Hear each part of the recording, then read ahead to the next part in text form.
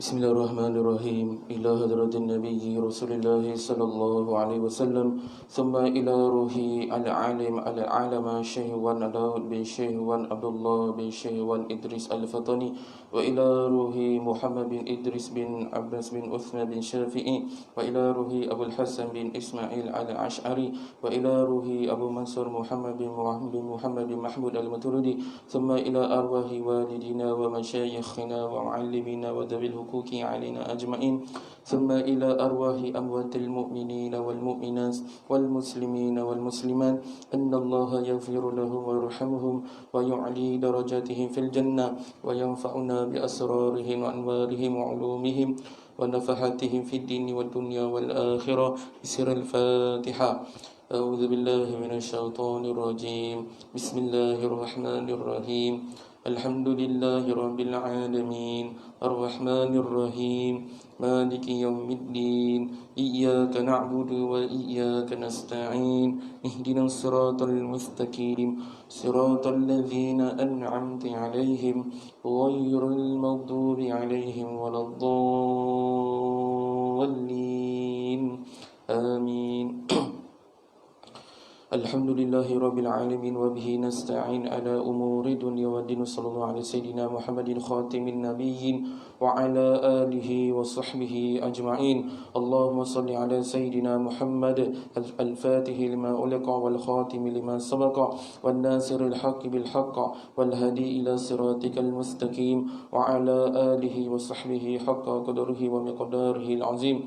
Allahumma iftah alaina futuhal arifin warzuqna fahman nabiy وإلهام الملائكة المقربين يا حي يا قيوم برحمتك يا أرحم الراحمين. رب اشرح لي صدري ويسر لي أمري واحلل عقدة من لساني يفقهوا قولي. قال المصنف رحمه الله تعالى ونفعنا به وبعلومه في الدارين آمين.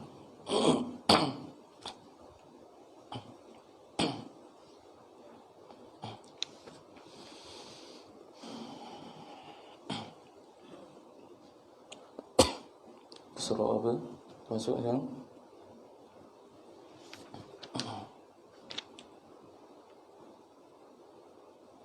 Surat 136 ke 137?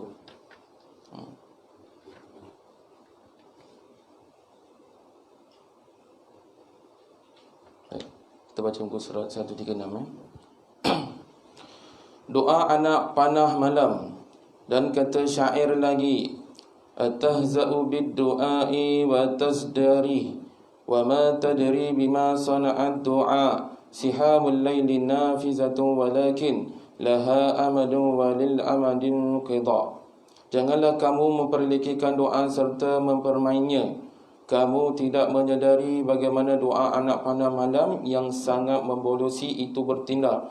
Baginya menunggu masa untuk mengenai sasaran. Doa anak panah malam ni bermaksud orang yang dianiaya, kemudian dia berdoa kepada Allah Subhanahu Wa Taala agar orang yang membuat zalim ni dikenakan ganjaran setimpal, macam kata diberi pembalasan oleh Allah Subhanahu Wa Taala. Itu maksudnya.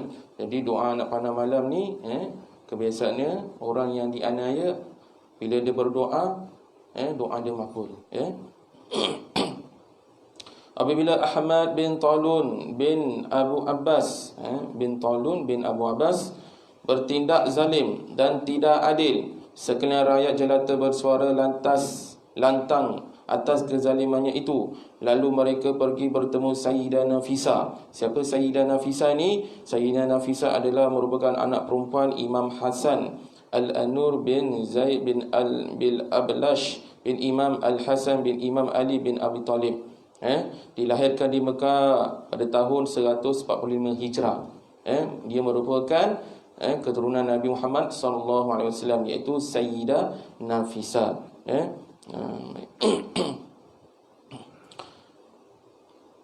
Maka ada mereka bertemu dengan keturunan Nabi Muhammad tu yang bernama Sayyidah Nafisa, iaitu syarifah yang sangat zahid, yang itu maksudnya zuhud, dan mengadu kepadanya. Maka katanya apabila dia berjalan, kata orang keesokan hari, dia menulis pada kertas dan berhenti pada suatu jalan. Tiba-tiba raja itu datang kepadanya. Dia berkata, "Hai Ahmad bin Talun."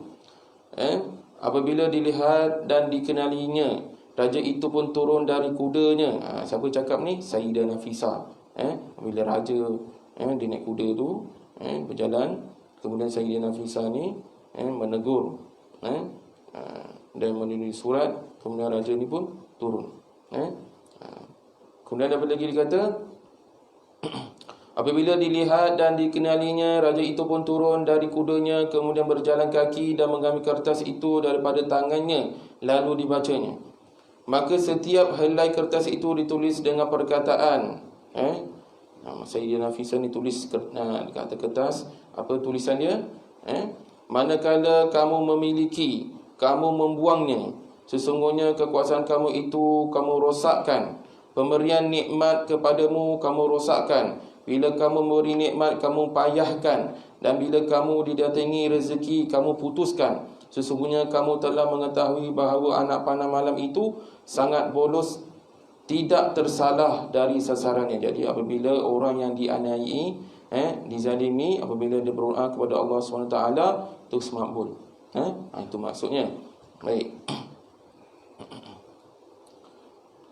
Istimewanya bagi hati yang kamu pedihkannya dan tubuh badan yang kamu telanjangkannya, perbuatkanlah apa sahaja yang kamu kehendaki. Kami semua tetap tabah hati dan kezaliman kamu itu. Kami akan meminta pertolongan dari Allah dan mengadu kepadanya tentang kezaliman kamu. Dan mereka yang menzalimi akan mengetahui bahawa orang akan mengatakannya. Selepas dia berpaling dari mereka, maka sejak itu dan saat itu jugalah dia berlaku adil terhadap rakyatnya. Jadi bila Sayyidah Nafisah beri nasihat kepada raja ni, iaitu Ahmad bin Talun bin Abu Abbas, bila Sayyidah Nafisah diberi nasihat, kemudian terus raja ni berubah menjadi adil. Orang yang berakal akan menegah tangannya daripada berbuat kezaliman. Dia akan berjalan di atas jalan yang adil dan melakukan pekerjaannya dengan insaf dan mengintai suruhan Allah ketika terang dan sunyi. Jadi apabila kita beribadah, sama ada terang ataupun sunyi, yang penting ikhlas. Dan ketahuilah bahawa Allah Ta'ala akan membalas segala amal kebajikan, iaitu amal kebaikan yang kita lakukan ni, sama ada kebaikan ataupun kejahatan, dan akan menyiksa pezalim-pezalim itu atas kezalimannya. Sebelum ni minggu lepas kita telah belajar kezaliman tu ada beberapa bahagian.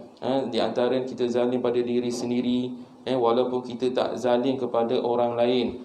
Salah satunya zalim pada diri sendiri, kita tidak melakukan solat. Faham? Baik. Kemudian kita baca doa dia tu. Wallahul muwaffiqu liman yasha'u la yus'alu amma yaf'alu wa hum yus'alun. Wa sallallahu ala sayyidina Muhammadin kullama dzakara az-zakiruna wa fala an dzikrikal ghafilun wa ala alihi wa ashabihi wa izratihi at-tahirin. Salatan wa salaman daimaini ila yaumiddin. Walhamdulillahi rabbil alamin. Dan Allah jua yang memberi petunjuk kepada sesiapa yang Dia kehendaki. Tiada sesiapa yang mempersoalkan apa yang dia buat, sedangkan mereka dipersoalkan. Kita yang akan disoal, bukan kita soal Allah. Rahmat Allah ke atas penghulu kami Nabi Muhammad SAW pada setiap kali para penzikir berzikir kepadamu, dan pada setiap kali pelupah itu lupa dari mengingatimu. Juga ke atas ahli keluarganya, sahabat-sahabatnya, keturunannya yang suci. Yang suci. Siapa keturunan yang suci ni? Keturunan Nabi Muhammad SAW sampai Nabi Adam. Semuanya suci, tiada yang menyembah berhala. Dengan rahmat dan kesejahteraan yang berkekalan hingga hari kiamat. Dan pujian itu bagi Allah, Tuhan sekalian alam.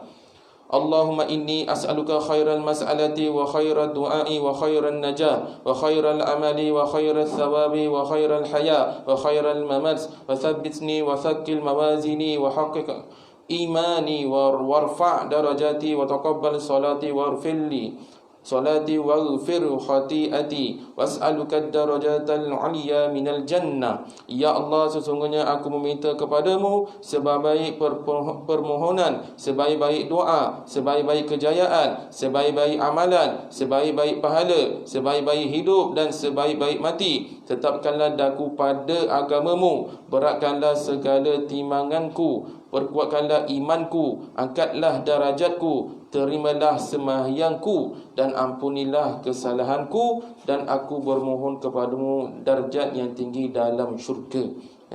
Allahumma inni as'aluka fi'lal khairati wa tarkal munkarati wa hubbal masakin wa an taghfira li wa tarhamani. Wa idza aradta fitnatan biqaumin fatawaffani ghaira maftun wa as'aluka hubbaka wa hubba man yuhibbuka wa hubba amalin yuqarribu ila hubbik. Ya Allah, sesungguhnya aku bermohon kepadamu perbuatan yang baik-baik dan meninggalkan yang salah, mengasihi orang-orang miskin, dan aku bermohon supaya engkau mengampuni daku dan mengasihani daku. Dan apabila engkau hendak mengenakan sesuatu cubaan bala terhadap sesuatu kaum, matikanlah aku tanpa dicubai. Dan aku bermohon kepadamu supaya aku mengasihi engkau dan mengasihi amalan yang mendekatkan kepada mengasihi engkau. Allahumma inni as'aluka imanan la yartaddu wa na'iman la yanfadu wa murafaqatan nabiyyina Muhammadur Rasulullah sallallahu alaihi wasallam fi a'la jannatil khuld. Ya Allah, sesungguhnya aku bermohon kepada engkau keimanan yang tidak ragu-ragu, kenikmatan yang tidak akan luput, dan persahabatan dengan Nabi kami Muhammad, pesuruh Allah, rahmat dan kesejahteraan Allah ke atasnya, pada kedudukan yang tertinggi dalam syurga Al-Khuldi. Alhamdulillahilladzi an'ama alaina wa hadana ilal Islam, ya muqallibal qulub tsabbit qalbi ala dinik. Subhana rabbika rabbil izzati amma yasifun, wassalamun alal mursalin, walhamdulillahi rabbil alamin. Pujian itu bagi Allah yang mengurniakan nikmat kepada kita dan menunjukkan kita kepada Islam. Hai Tuhan pembalik segala hati, tetapkanlah hatiku pada agamamu. Maha sucilah Engkau, Tuhan yang mempunyai kemuliaan dari segala apa yang mereka sifatkan, dan sejahteralah sekalian Rasul, dan pujian itu bagi Allah Tuhan sekalian alam. Jadi doa ni boleh diamalkan, insya-Allah. Apabila kita amalkan hati kita dan keimanan kita makin teguh. Macam-macam doa ni semua diselitkan dalam ni. Fakir kepada Allah Ta'ala, maksudnya iaitu penulis kitab ini, iaitu Syekh Daud, dia mengatakan fakir kepada Allah Ta'ala, iaitu hina. Dia rasa diri hina ni. Walhal ulama, wali Allah, dia rasa diri hina lagi. Dia menyebut fakir kepada Allah Ta'ala. Dia rasa diri ni masih hina lagi di sisi Allah Ta'ala. Kita rasa kita dia paling mulia dalam ni sebenarnya. Bahawa kita dia paling rendah sekali taraf kita di sisi Allah Ta'ala. Jadi kita mesti ada, kata Imam Al-Ghazali, apabila kita memandang orang yang hina, jangan merasa kita ni paling mulia. Kita tengok ada orang ambil ambil sampah, orang macam cakap, ambil sampah, kutip sampah, jangan rasa dia paling hina. Sebenarnya perbuatan itu adalah paling mulia. Sebenarnya kita rasa kita adalah paling mulia. Kita mesti hinakan diri kita. Apabila kita tahu tahap kita di mana di sisi Allah Ta'ala, maka kita tak akan sombong dan tak akan riak. Apabila kita rasa kita je betul, kita adalah paling bagus, maka akan timbulnya perasaan riak di dalam hati kita. Itu dinamakan syirik. Syirik apa tu? Kita dah belajar dah. Syirik khafi. Syirik yang tersembunyi. Tak sama dengan syirik jali. Syirik jali ni iaitu syirik yang nyata terang, dia mempersekutukan Allah. Jadi syirik ni ada dua. Faham? Jangan ada perasaan riak.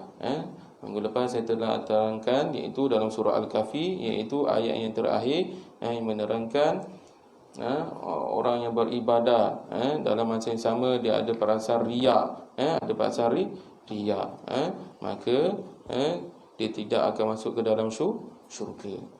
Perasaan riya di dalam ibadahnya, itu yang dinamakan syirik khafi. Baik. Fakir kepada Allah Ta'ala Daud bin Abdullah Al-Fatani, nama tempat Al-Fatani ini nama tempat. Telah selesai menterjemah risalah yang bernama Munyatul Musalli ini di negeri Mekah Al-Musharrafah pada waktu duha pada hari Selasa 15 Zulhijjah 1242 Hijrah Rasul. Sebaik salawat dan kesejahteraan ke atasnya. Pujian bagi Allah pada awal dan akhir. Pada awal kita dah puji, dalam kitab Syekh Daud Fatani puji, akhir pun dia puji ke atas Nabi Muhammad sallallahu alaihi wasallam, serta yang paling berhak kita puji iaitu Allah Subhanahu wa taala, iaitu dan kesejahteraan ke atas penghulu kami Nabi Muhammad sallallahu alaihi wasallam, ahli keluarga serta sahabat-sahabatnya. Ya Tuhanku, perkenankanlah. Syekh Daud tulis dalam kitab ni. Baik, muka surat sebelah. Muka surat 140. Bahja mardiyah. Bahja mardiyah. Bahja ni maksud kecantikan, kecantikan. Kecantikan mardiyah iaitu yang diredai, yang diredai, ataupun yang disukai. Kalau ikut ilmu bahasa Arab, mardiyah ni iaitu yang diredai, kecantikan yang diredai, bukan cantik dari parah rupa kita, iaitu kecantikan yang diredai, iaitu dari segi ibadah kita. Faham? Ialah kita beribadah kepada Allah Subhanahu wa taala, sama ada kita ni diredai ataupun tidak diredai. Itu sebab selepas solat kita hendaklah berdoa kepada Allah Taala, Allahumma inna nas'aluka ridhaka wal jannah. Sekali dengan minta syurga sekali. Faham? Begitu jugalah kalau kita minta nasi, kita tak dapat. Contohlah kita minta nasi, tapi belum tentu dapat isteri. Faham? Kalau kita ada isteri, kita dapat dua isteri masakkan nasi sekali. Kalau kita minta nasi, belum tentu kita boleh kahwin, dapat isteri. Ibarat macam tu lah. Mak nak nasi, dapat mak dapat nasi. Kata ibu saya lah, macam tu lah ibaratkan. Bismillahirrahmanirrahim. Dengan nama Allah, Tuhan yang Maha Pemurah lagi Maha Penyayang. Dengannya kami mohon pertolongan. Alhamdulillahilladzi awdaha lana umural ma'murati wa bayyana lana umural manhiyat. Pujian itu bagi Allah, Tuhan yang menjelaskan kepada kita segala pekerjaan yang disuruh dan yang menjelaskan juga segala perkara yang dilarang. Wa rafa'a 'anna 'ana al-mushkilati wa umura ahkamil mushtabihat, dan diangkat daripada kita segala perkara yang dimuskilkan dan segala hukum yang kesamaran. Wassalatu wassalamu ala man atana bil bayyinati wa ala alihi washabbihi ashabal karamat. Rahmat Allah dan salamnya ke atas penghulu kita yang membawa penjelasan kepada kita, dan ke atas sekalian keluarga dan sahabatnya yang mempunyai karamat. Dalam bahasa Arab, asal perkataan karamat ialah karamah. Karamah ni maksudnya kemuliaan. Kemuliaan. Begitu juga kita sebut Al-Quran, Al-Quranul Karim, bacaan yang mulia. Karim, asal perkataannya ialah karamah. Boleh tengok dekat Al-Quran, betul tak? Ada tak huruf kaf, ra dengan mim.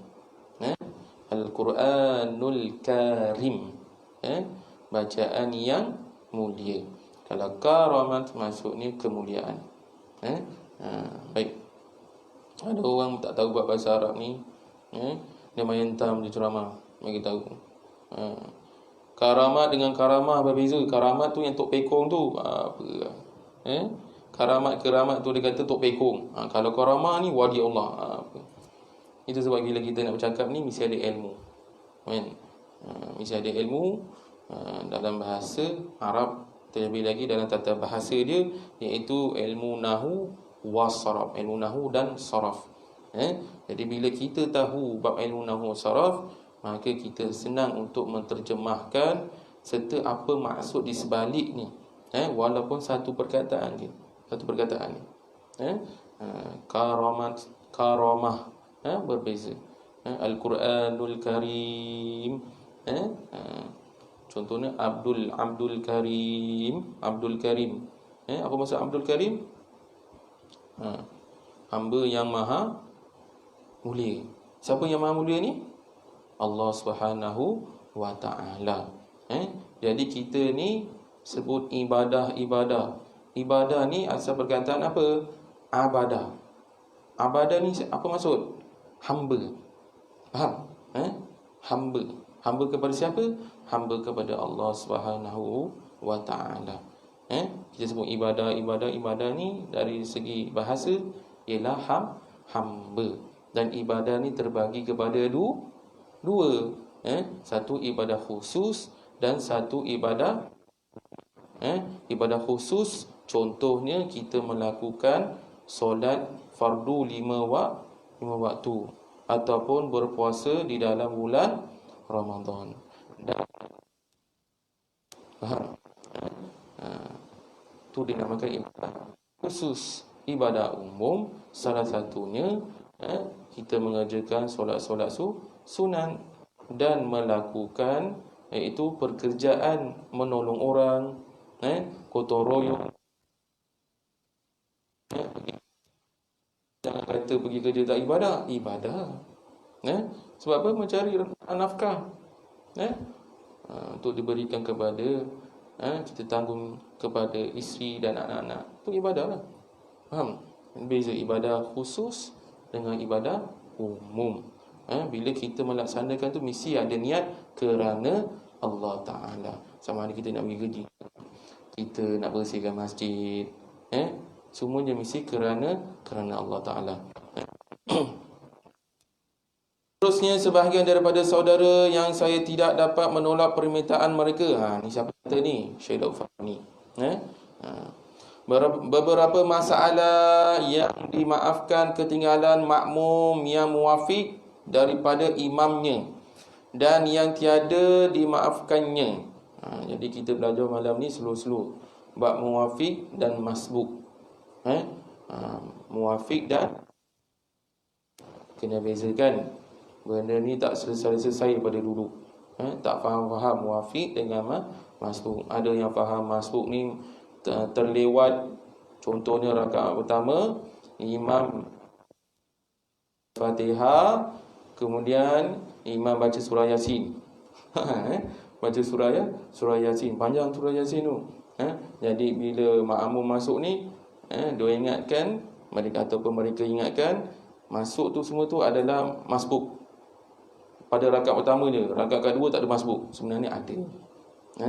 Walaupun kita ikut pada imam pada awal, pada rakaat pertama, rakaat kedua pun boleh jadi masbuk. Nanti kita belajar. Saya terangkan bab muafiq dulu. Bila kita belajar satu insya-Allah. Jangan fikir lain dulu. Kita belajar satu insya-Allah.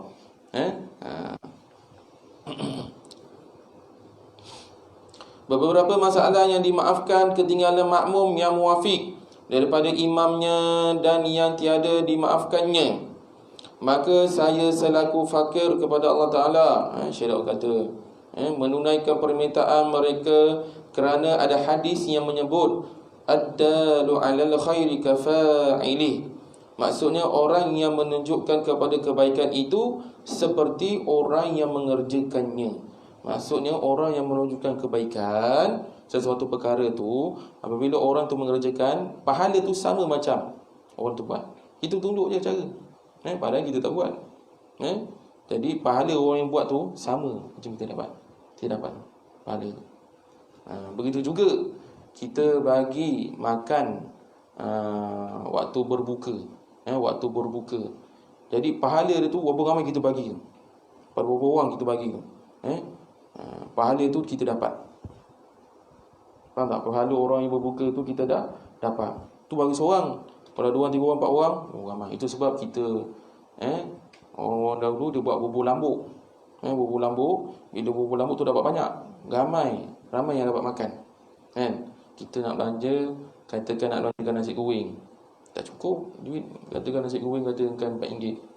Kalau 10 orang dapat RM4, oh tak jadi ni. Jadi dia buat bubur lambuk. Muai lah. Jadi ramai boleh makan. Faham? Tu asal usulnya. Jadi buat bubur lambuk ni tak semestinya bulan Ramadan je. Bulan lain pun boleh. Sebenarnya dah orang-orang yang orang-orang dulu buat bubur lambuk ni untuk mendapatkan pahala apabila orang tu berbuka makan makanan bubur lambuk tu, orang yang mendermakan tu dapat pahala. Seperti orang yang berpuasa sama. Mana? Kalau 100 kita bagi orang makan bubur lambuk ni, berapa banyak kita dapat? Baik.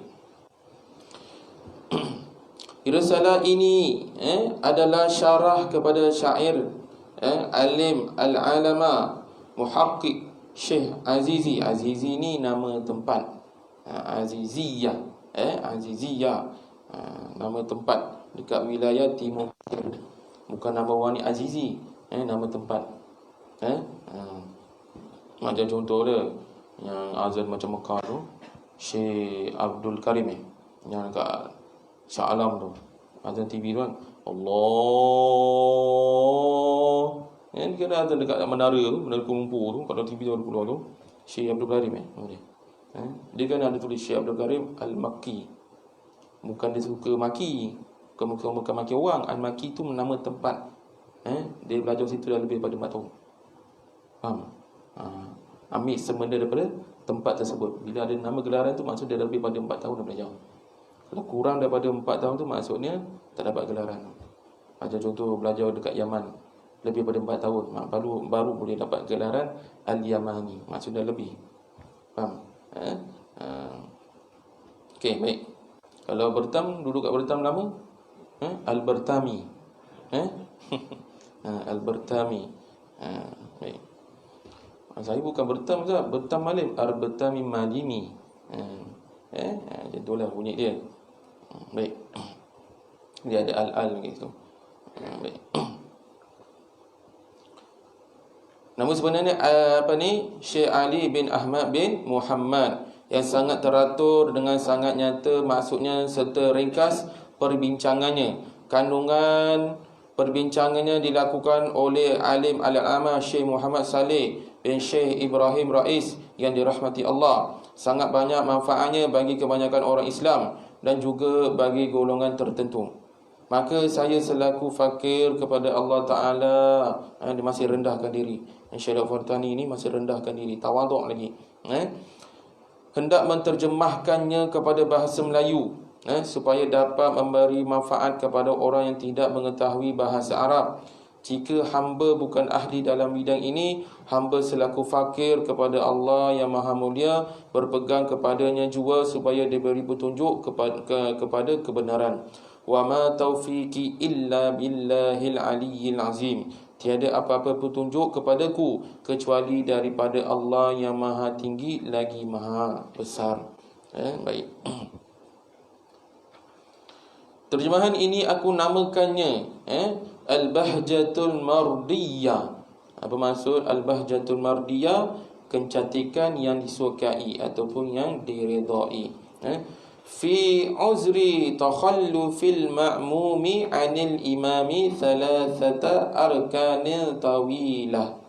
Pada memaafkan makmum menyalahi imam dengan 3 rukun yang panjang.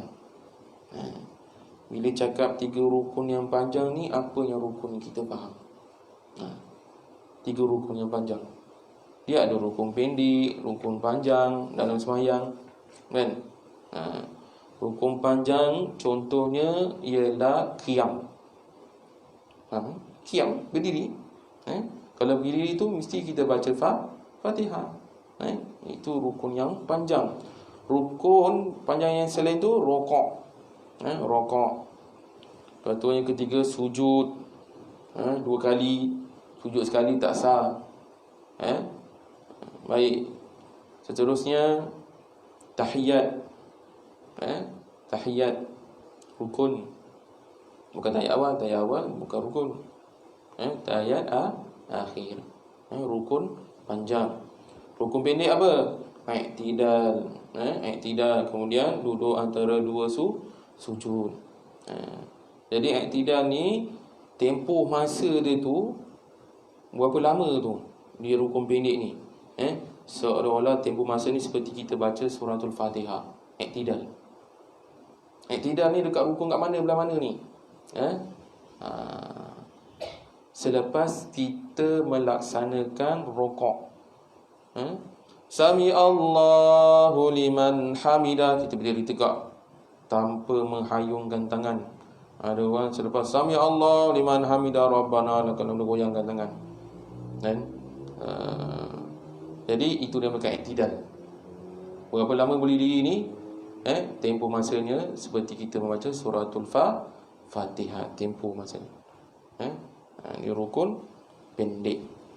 Baik. Yang kedua, duduk antara 2 sujud. Duduk antara 2 sujud. Lepas kita sujud pertama, kemudian kita duduk antara 2 sujud. Duduk antara 2 sujud. Tempoh dia berapa lama pendek tu?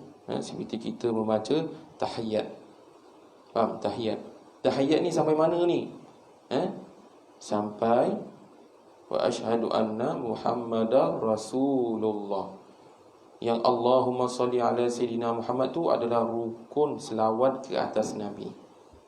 Jadi kita kena faham, beza kan tahiyat dengan rukun selawat ke atas Nabi.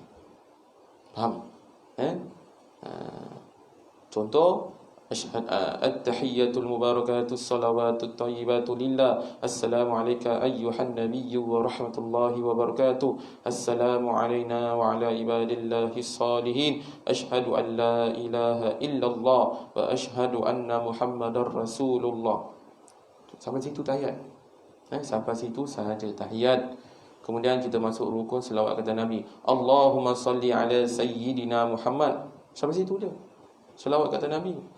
Kemudian disunatkan wa ala ali sayyidina Muhammad, kita selawat ke atas keluarga Nabi. Jadi buat rukun ni kita kena khatamkan sebelum kita khatam buku ni. Khatam buku tapi rukun solat tak tahu lagi. Macam mana ni? Kan? Saya dah khatam belajar kitab menyentuh musalli. Tapi rukun solat tak tahu lagi, tak hafal lagi. Tak boleh. Kena tahu. Balik ni munafan rukun solat. Kalau tak boleh juga seorang rumah pegangan. Saya abang hafal. Pertama seorang rumah tanya, rukun pertama apa? Niat. Kedua rokok. Tu dah salah. Kena hafal, kena tahu. Baik. Di dalam mazhab Imam Syafi'i, kalau seseorang itu tak dapat bezakan mana yang sunat, yang mana yang wajib, iaitu rukun, maka tidak sah. Contohnya, dia kata Fatihah tu sunat. Fatihah tu sunat. Habis. Rosak ibadah. Baca Fatihah sunat, rosak ibadah. Apa lagi? Berdiri tu dia kata sunat. Balik, rosak ibadah kita. Jadi pada situ rukun tu kita kena tahu. Rukun dari segi bahasa apa maksud? Rukun dari segi bahasa ialah bucu. Faham tak bucu? Bucu. Rukun tu maksudnya bucu dari segi bahasa. Lepas tu ada rukun Yamani, rukun Iraki.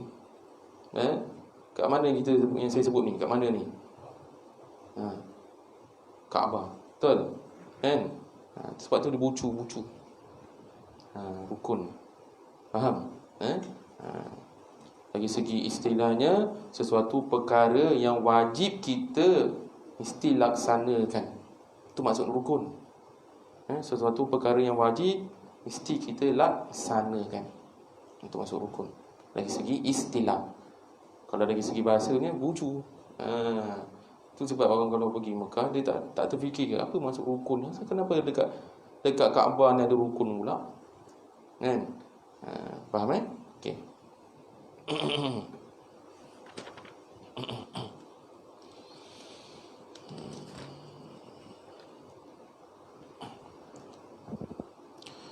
Syekh Al-Azizi mempunyai nuzum ataupun nazam syair. Nazam nuzum ni cakap Arab, bahasa Melayu ni syair. Ini berkata, dia ada lagu dia saya tak ingat lah. Baca je lah. In sya'ta dhabtan lilladhi syar'an uzir hatta lahu thalathu arkani niltufir. Dia kena tambah nun niswah. Ka arkani niltufir. Tanwin bertemu dengan hamzah wasal. Jadi kena letak nun niswah. Ka arkani niltufir. Itulah. Walaupun ini bukan ayat Quran, tetapi ini adalah syair. Baik. Jika kamu ingin mengetahui secara pasti yang dimaafkan di sisi syarak sehingga dibenarkan kepada 3 rukun. Ini syair.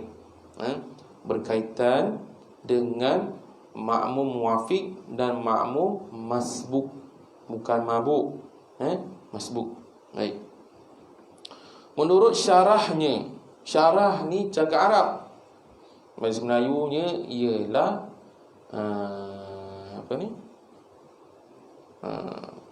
kalau bahasa Melayu ni lagi terang, lagi lebih detail lah senang kata lah.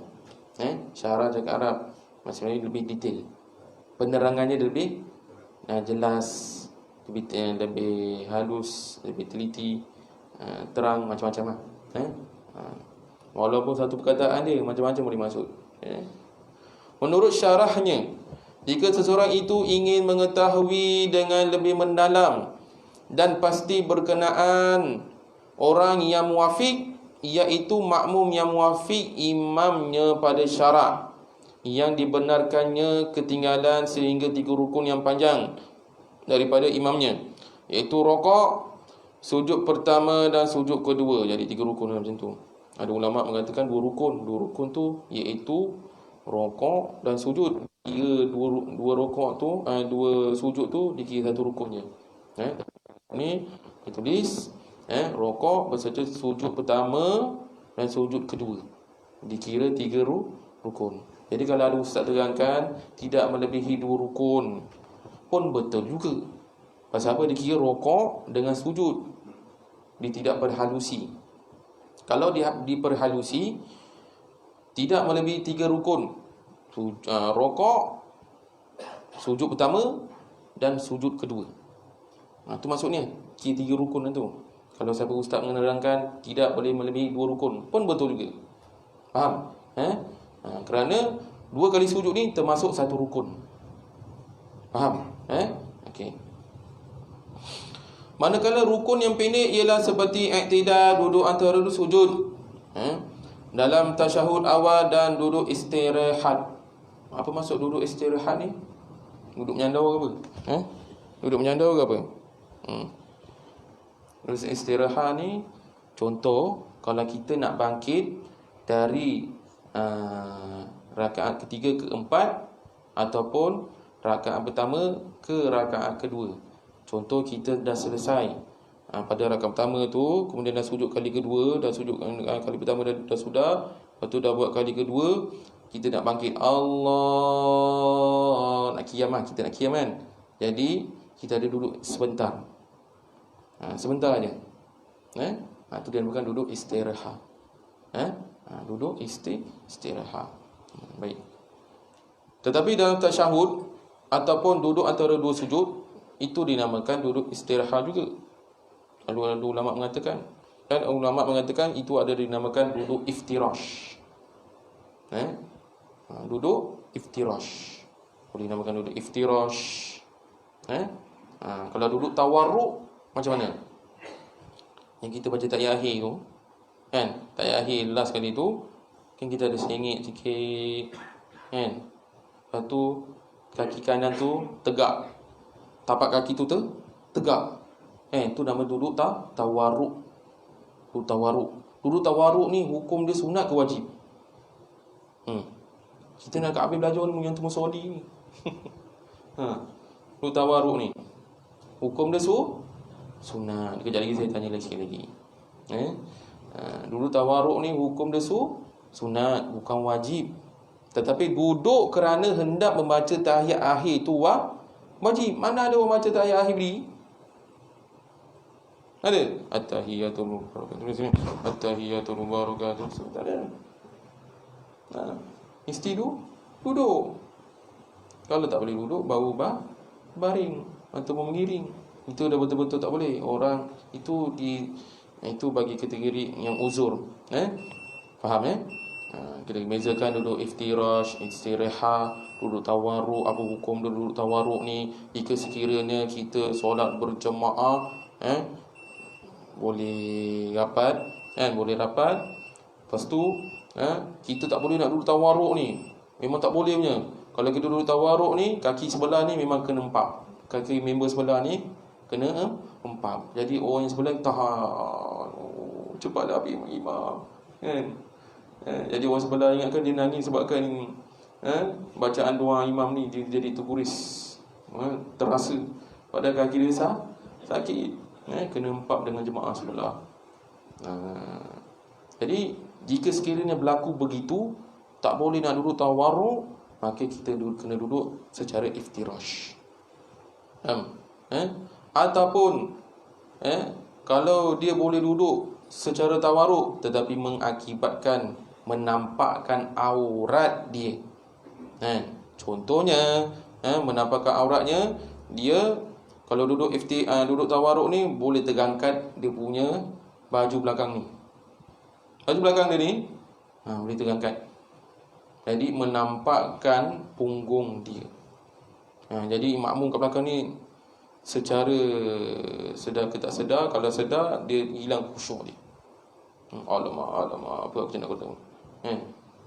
Dia baca daripada at punya, anda baca at-tahiyyah tu, at-tahiyyah tak habis. Memang ada orang begini. Nak datang nak tahu ada orang baca betul tak betul ni, yang macam mana Ustaz cakap ni, memang ada. Datang kat masjid saja. Kalau duduk kat sebelah dia memang susah. Dia punya takbir tu macam metromin. Betul? Macam pegangan kat sana. Sebab apa? Masjid sana orang cakap one stop center. Allah macam ni. Tak lepas. Niat tak lepas tu mengakibatkan macam ni. Macam tu. Ada. Cuma jangan pandang je lah. Kalau pandang memang boleh rasa ketawa. Lepas tu baca yang ni fi'il lain, ada yang baca tahiyat pun at-tahiyyah tak masuk-masuk. Padahal baca je bukan niat. Jadi bila imam bagi salam, bolehlah laju baca at-tahiyyatul mubarakatuh sallallahu. Kelang kabut je. Lepas tu dia baca kuat, kita dengar lah kan. Walaupun jarak, dengar. Macam-macam cubaan di dalam sembahyang. Baik.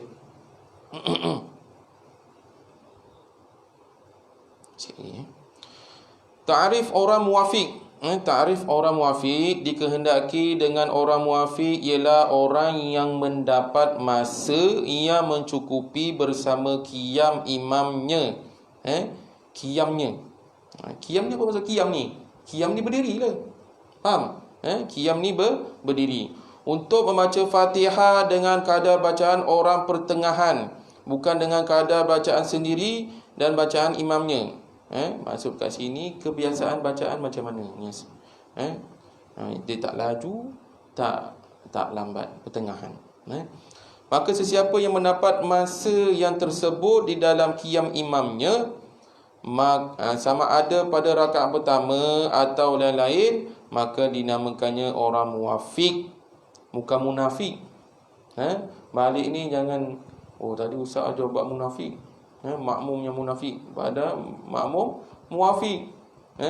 Yang si baik dia tak terangkan ni masbuk, balik dia terangkan pada bini dia, dia ni Ustaz ajar ni makmum munafik dengan makmum mabuk. Padahal makmum muwafiq dan makmum masbuk. Jadi ayat kena jelas. Baik. Dan dimaafkannya ketinggalan 3 rukun yang panjang daripada imamnya. Apa yang 3 rukun tadi tu? Cuba terangkan balik. Iaitu apa? Rokok serta sujud. Sujud ni 2 kali. Kalau bisa kata 3 rukun, maksudnya sujud 2 kali itulah. Kalau ada ustaz yang menerangkan tidak boleh lebih daripada 2 rukun, maksudnya dia ambil rokok dengan sujud dia, tetapi dia tidak perhalusi. Faham? Kerana 2 sujud tu dikira satu rukun. Jelas? Jangan kata ustaz ni salah, tak betul. Boleh. Jadi kita dah belajar ni ada khilaf dia. Baik.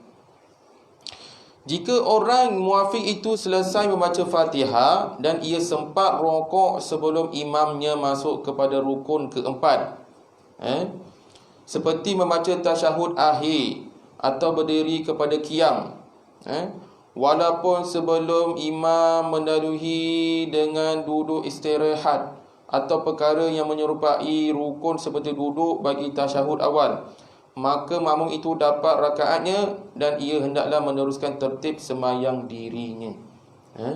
Contoh,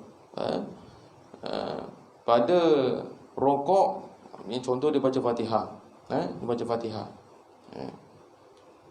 Imam dah rokok, dia boleh habis baca lagi. Dia boleh habis baca lagi. Padahal pada awal tu, dia boleh habiskan baca suratul Fatihah tu. Imam baca surah Yasin lepas Fatihah, Yasin wal Qur'anil Hakim. Ada masih lagi tak? Ada masih lagi. Jadi saja hayal. Pasal apa? Dia dengar suara imam sedap. Dia hayal. Sampai dah rokok, aku belum baca Fatihah lagi. Jadi dia kena habiskan. Faham tak? Dia kena habiskan. Jadi bila imam dah rokok, dah 1 rukun. Faham? Ketinggalan 1 rukun.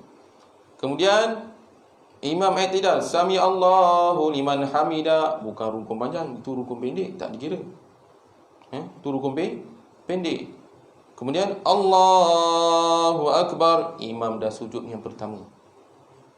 Imam sujud pertama. Jadi imam bangkit duduk antara 2 sujud. Allahu akbar, dah ketinggalan 2 rukun. Kemudian imam sujud kali kedua, Allahu akbar, dah masuk rukun ketiga. Faham? Rukun ketiga. Jadi apabila makmum muafiq ni dia sempat habiskan baca Fatihah, kemudian dia rokok. Bila dia rokok, kemudian imam ni naik qiyam, Allahu akbar. Jadi dia tidak ketinggalan 3 rukun. Pasal apa? Bila imam dah sujud, dia masih Allahumma salli ala Muhammad, masih dalam keadaan qiyam baca Fatihah, dia tak rokok lagi, imam pun naik Allahu akbar, dia masih baca Fatihah lagi, maka jika sekiranya berlaku begitu, dikira batal. Faham tak? Ini dikira batal. Kat situ. Faham tak? Jadi dia ada 2 cara. Dia ada dua cara. Dekat situ. Caranya sama ada dia terus ikut imam pada posisi apa dalam keadaan imam tu, ataupun cara yang kedua dia mufarakah. Mufarakah dia apa maksud ni? Mufarakah ni dia tidak mengikut imam lagi dah. Faham? Jadi tu cara. Kalau berlaku begitulah.